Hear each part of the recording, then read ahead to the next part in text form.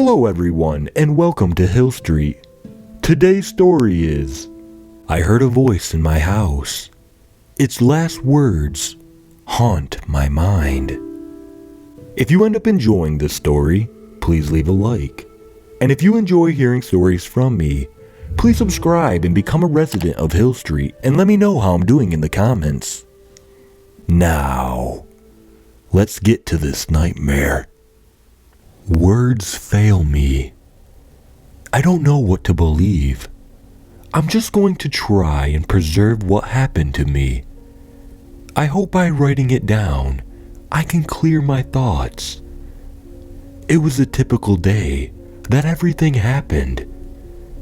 I just gotten home from work, and I was preparing to go through some documents in the study of a decrepit house.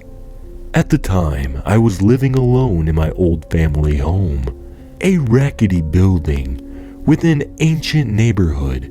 It had been abandoned for a while. Me and my siblings had left the city in search of faraway places, and I hadn't been back there in well over a decade. My job involved traveling, and so this was just a business trip. No need to rent a hotel. The house was still ours. My family had been renting it out for several years, but it was currently devoid of tenants, except for me, that is. Imagine my surprise when I heard a voice from upstairs. Danger. A man spoke in a harsh tone. I sat there for a moment, not knowing what to do. Then I ran up the steps to the second story. There was no one. The dust in each of the rooms was undisturbed. Who are you? Get out of my house, I shouted. And then I heard the same voice from downstairs. Collapse, the voice echoed. It was impossible that I had missed the intruder. There was only one staircase. I quickly ran down to the kitchen where I knew the voice had come from. There was nothing. And then I heard the voice again.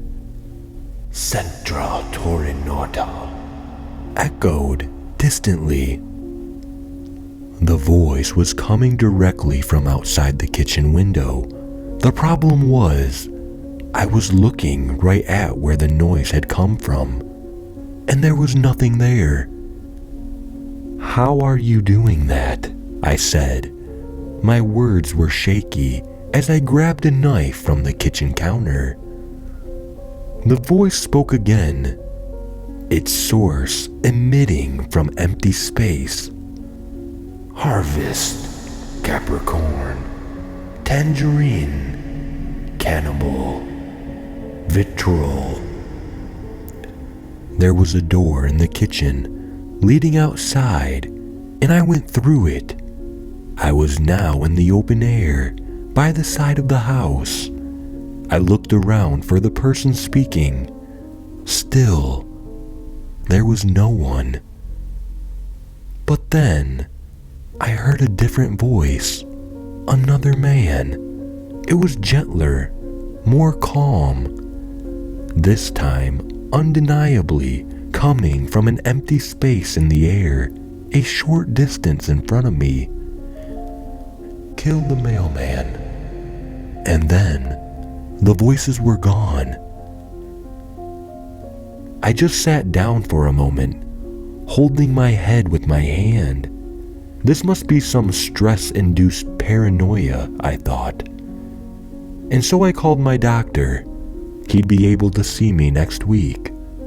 Great, I thought in a sarcastic tone. And so, I just went back to work at my old wooden desk in that decaying house of muted colors and old peeling wallpaper.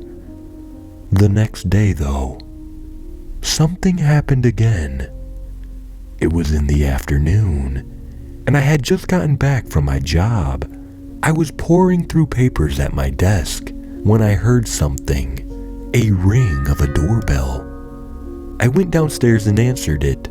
slightly annoyed at being disturbed. There was a man outside. He had an almost sickly appearance about him. His pale skin appeared feverish.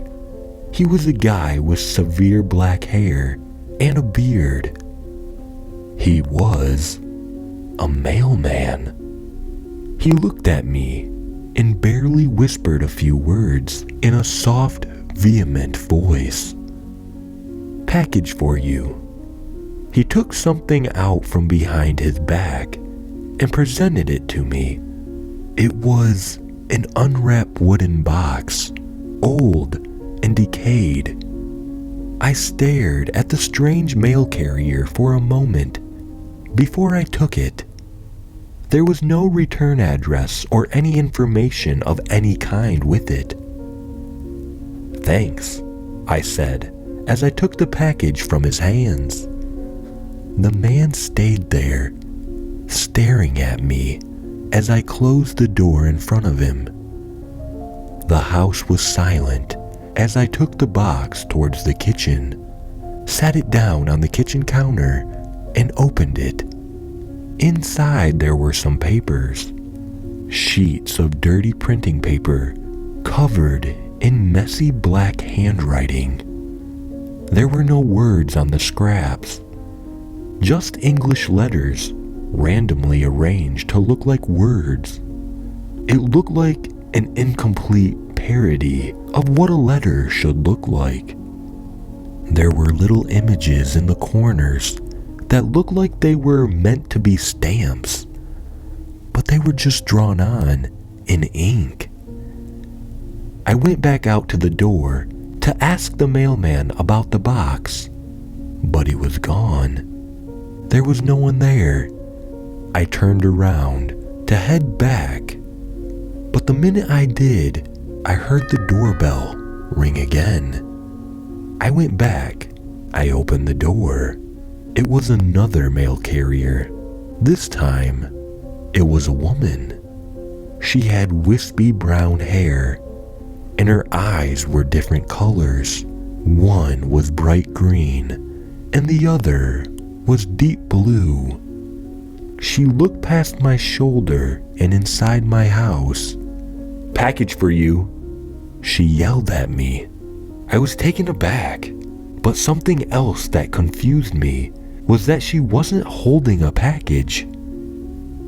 But then, she reached behind her back and pulled away a parcel that was dripping red liquid. "Package for you," she yelled again, shoving the thing towards me. The parcel fell into my hands. It was damp. "What is this?" I asked. But just then, I blinked and I was in my kitchen. I didn't remember walking here. The room was full of people, polite guests walking around and chatting. There was a party. For a moment, I was confused beyond belief. But then something strange happened. My thoughts changed. It was as if everything was fine, and that was how things were always meant to be. Of course, how could I forget the party, I thought. The party, of course. Of course, the party. I stood up and went to go chat with my guest. The vibrant red wallpaper looked beautiful with the newly varnished hardwood. I chatted with my guest, pointless and delightful words I seemed to have forgotten. But the more I spoke, and the more I walked around my house, the more I thought something was wrong. I held the cup in my hand. It was made of bone, beautifully polished ivory. My chandelier was made of bone also, many bones interlocking together. And so was my table, and so was my lamp, and so were the chairs. Hundreds of bones lined up beautifully to form magnificent furniture. Why, How lovely, how stylish, I thought. I can't say I remembered buying them, but oh, how fashionable they looked. The human femurs provided great support. They were an incredibly useful material. I glanced out the window. The sky was an orange-crimson color, and at that moment, the world above appeared to be caving in. Pieces of the sky were falling to earth. Delightful, I thought. And then I heard a voice from far away, one of the voices I had heard before, the voice I remembered hearing so long ago. "Something's wrong," it said. "The guest. Look at the guest." I stood there for a minute, puzzled, and then I saw it. The guest were eating each other, daintily and carefully, with little forks. Occasionally, they just seemed to take a piece out of each other and eat it. They did it playfully and with little laughs as they stole little chunks of flesh. No one bled, but they were all covered in little red marks, and I realized, so was I. I screamed and threw my hands in front of me, and then suddenly, I wasn't in my kitchen. I was at my front porch, and I had just tossed the mail carrier's package onto the floor. The damp red parcel hit the concrete path with a thud. The mail carrier looked at me, disappointed. "Didn't you like it?" she said. "I think we should go back." She stepped towards me. I backed away. She stepped forward more, advancing into my house. I stared for a second at her. Then I ran. I dashed through the halls of my house and into my kitchen. I ran to the kitchen door. I pulled the doorknob. Then I realized, in horror, that the kitchen door was gone. The kitchen wall had stretched over the space where it should have been. The tiled pattern looked as if it had been elongated to cover the space, dragged and fitted as if made of clay, blocking the exit so nothing but the doorknob remained. The rest was buried behind the stretched tile, and then I realized the same had happened with the windows.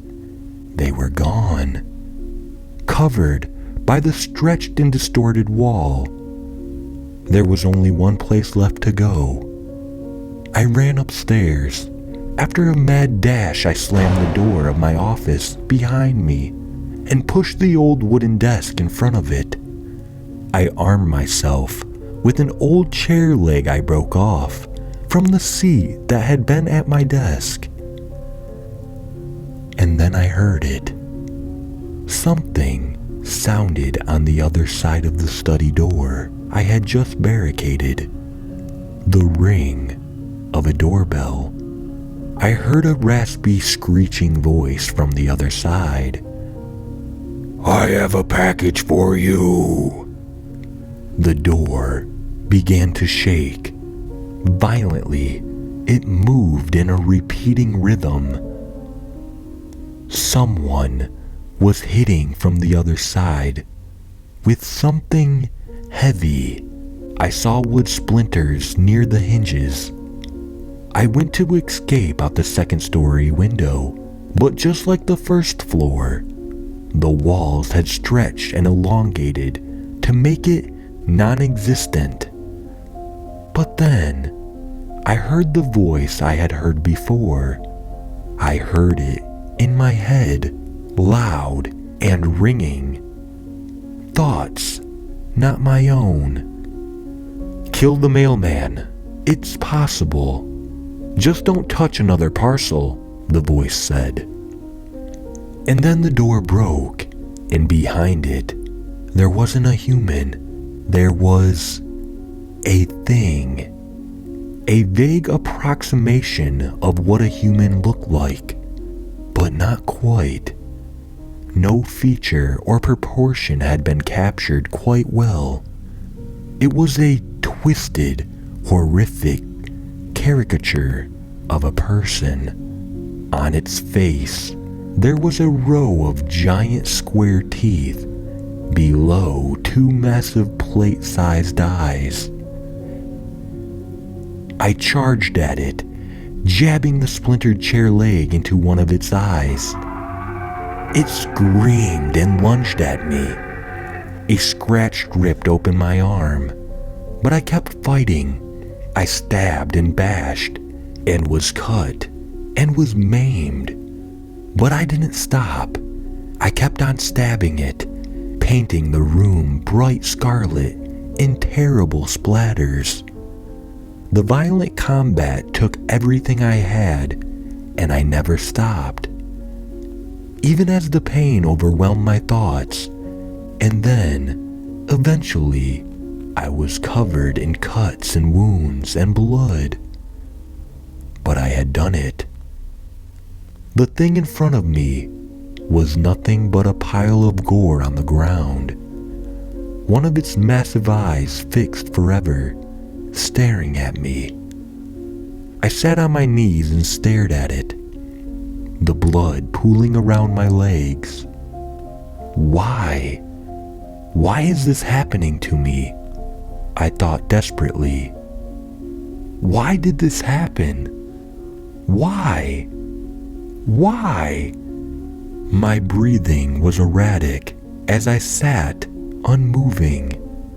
And then that voice in my head spoke again. A calm and distant tone, contemplated and peaceful. I'll never forget what it said. The base nature of reality, of your world, is collapsing. True reality is a place as close to hell as it can be made.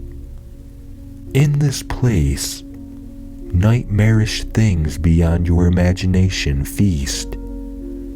Havens were built to escape them, but now they are all crashing down, disintegrating, failing. The defenses are gone. My haven was destroyed, but it was once like yours.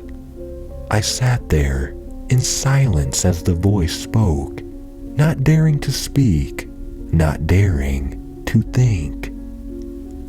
You have some time before it all breaks completely. But know this: holes in the fabric of everything will start appearing, and soon they will start leaking through. Small encounters at first, like this one. But eventually, the end begins. The voice paused for a moment. Make of this information what you will. I have others to help, others to warn. I wish you luck. And then, the voice was gone. Gone from my head, and gone from my life. The walls around me had fixed themselves. There were windows again. The corpse of the mail carrier in front of me was gone, replaced by nothing but a stack of scattered envelopes. It's been several weeks since that happened, but now I can tell. I can see them. Weak points in the whole of everything. The realm outside bleeding through.